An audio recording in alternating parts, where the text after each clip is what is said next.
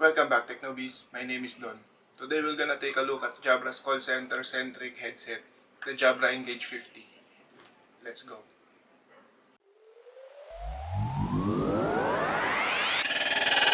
Tech Newbies.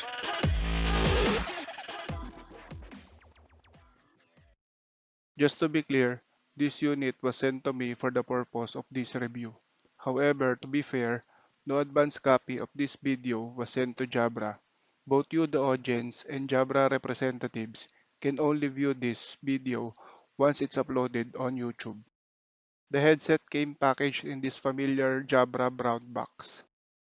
Opening the box, you'll find the pouch that contains the headset, plus the manual and other literature that no one ever reads. Inside the pouch is of course the headset. The ear cuffs are nice covered by synthetic leather material. The band up top is reinforced with a steel material for durability. There are some retro feel here in this coiled section of the cable. This headset connects via the USB-C cable. A nice touch is this name tag where you can write your name for easy identification. Quite useful in a call center environment. Jabra also sent me this Engage Link accessory for easier control of your headset. It also came with the usual Jabra brown box. Inside, you have the Engage Link unit. You have here the volume knob, which has some bit of a clicky feel when rotating. The mute and mute button at the center of the volume knob. The 3-dot button, the 4-dot button, and the hook button. Just below is the USB-C port to plug in your headset. The Engage Link connects to your PC via this USB-A connector. Here are the Engage 50 and the Engage Link. To use, simply plug the Engage 50 to the USB-C port of the Engage Link and plug the USB cable of the link to any available USB ports on your computer. The Jabra Direct software automatically detects the headset. Clicking on this arrow brings up the headset console. Below you can see the Skype and Zoom status. Clicking on the device button opens the configuration, which is grouped in 4 tabs. On the headset tab, you have the equalizer mode for selecting either bass or treble.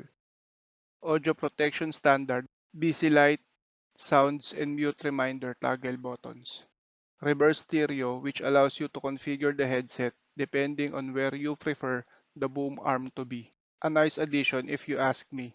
You can wear this headset whatever way you prefer your boom arm to be placed at. You also have optimized audio for music, and you can rename your headset to whatever name you want. On the controller tab, you can customize the 4 buttons on the controller in one of 5 functions such as busy light, call handling, mute, push to talk, and speed dial. If you have configured any of the buttons as a speed dial, you can save those numbers in these 2 fields below. You can also rename the Engage link to whatever name you want.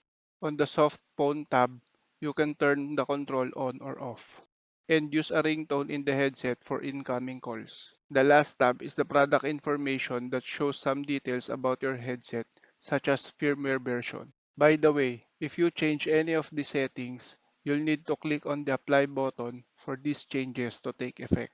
When you are not engaged in a call, the busy light is green and turns red automatically once you join any meeting or call.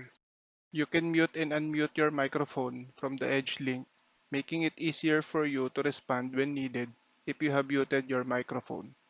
No more fumbling around your mouse. With the push of a button, you can also switch the busy light from green to red or vice versa, letting your colleagues know when you are free to talk or not. For the mic test, I'll be comparing this Jabra Engage 50 to my Evolve 32, our company provided headset for work from home.